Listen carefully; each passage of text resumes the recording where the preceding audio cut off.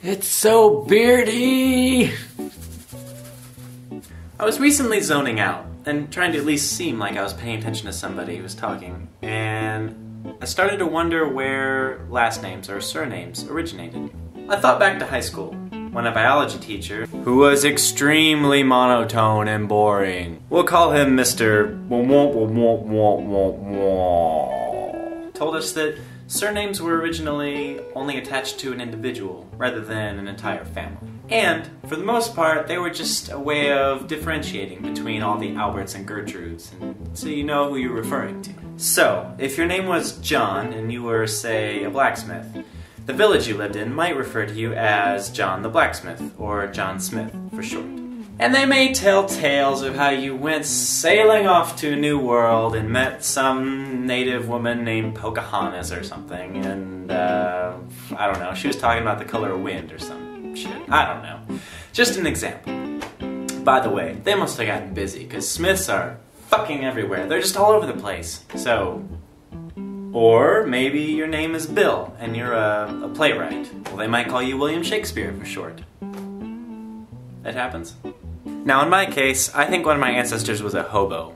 And I really hope he was one of the really cool hobos that hopped trains and traveled across the country and did all sorts of wonderful things on the cheap. But since my name isn't Heath Trainhopper, it's more likely that my ancestors were the guy sitting on the side of the road asking everybody who passed by for help making a down payment on a cheeseburger.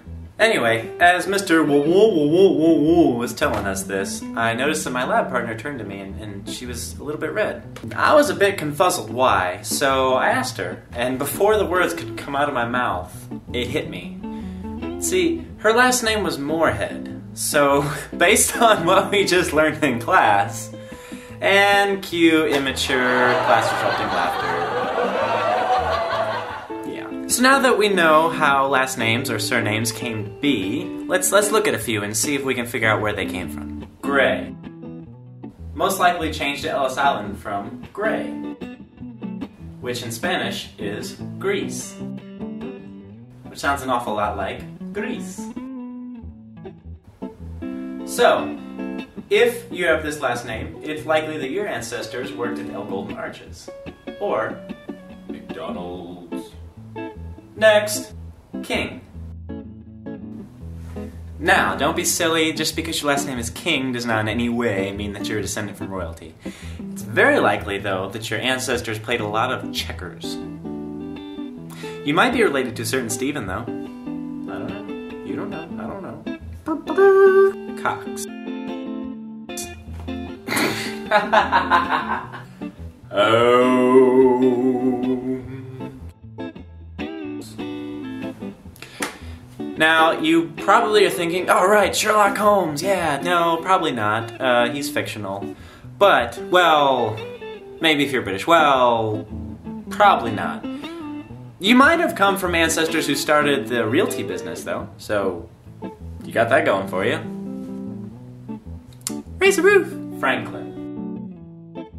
Whosoever has this last name is most definitely descended from a couple whose love was so beautiful that the entire town they lived in cried at what a perfect couple they were. In order to eternalize this, their names, Frank and Lynn, were fused together. They were dubbed with the last name Franklin. This was later changed to Franklin so that an animated turtle could take over brand recognition and they could live in peace from the paparazzi.